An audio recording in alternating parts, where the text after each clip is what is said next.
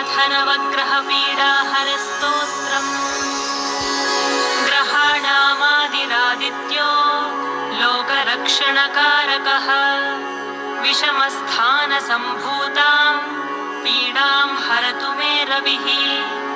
रोहिणीशः सुधामूर्तिः सुधागात्रः सुधाशनः विषमस्थानसम्भूतां पीडां हरतु मे विधुः। भूमिपुत्रो महातेजा जगतां भयकृत् सदा वृष्टिकृद्वृष्टिहर्ता च पीडां हरतु मे कुजः।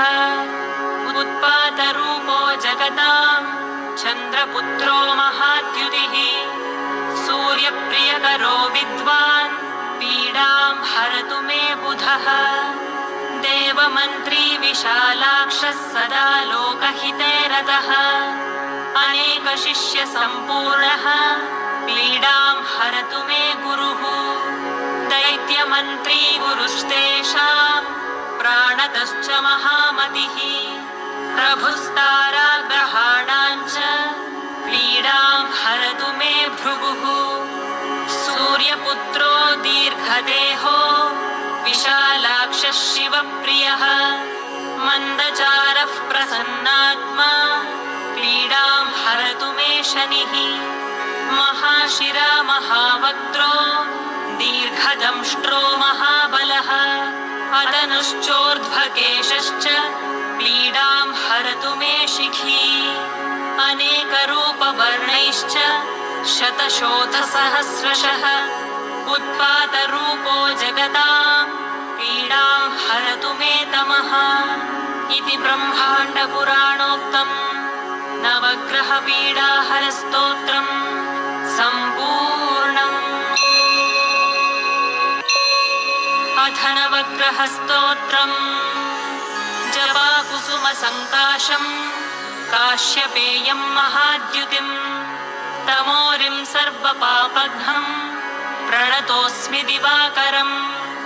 दधिशङ्खतुषाराभम् क्षीरोदार्णवसम्भवम् नमामि शशिनं सोमम् शम्भोर्मुकुटभूषणम्।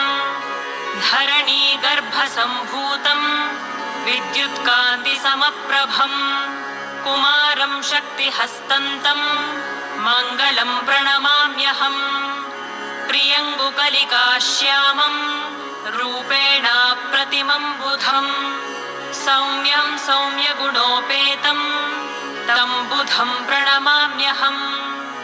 देवानां च ऋषीणां च गुरुं काञ्चनसन्निभम् बुद्धिभूतं त्रिलोकेशम् तन्नमामि बृहस्पतिम्। हिमकुन्दमृणालाभम् दैत्यानां परमं गुरुम् सर्वशास्त्रप्रवक्तारम् भार्गवं प्रणमाम्यहम्। नीलाञ्जनसमाभासम् रविपुत्रन्यमाग्रजम् छायामार्ताण्डसम्भूतम् तन्नमामि शनैश्चरम्।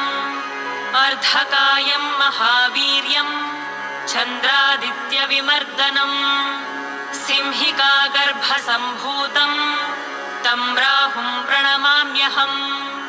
पलाशपुष्पसङ्काशम् तारकाग्रहमस्तकम् रौद्रं रौद्रात्मकं घोरम् तं केतुं प्रणमाम्यहम्।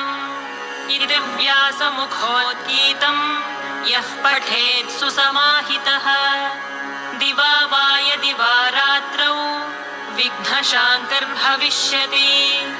नरनारी नृपाणां च भवेत् दुःस्वप्ननाशनम्। ऐश्वर्यमतुलं तेषाम् आरोग्यं पुष्टिवर्धनम्।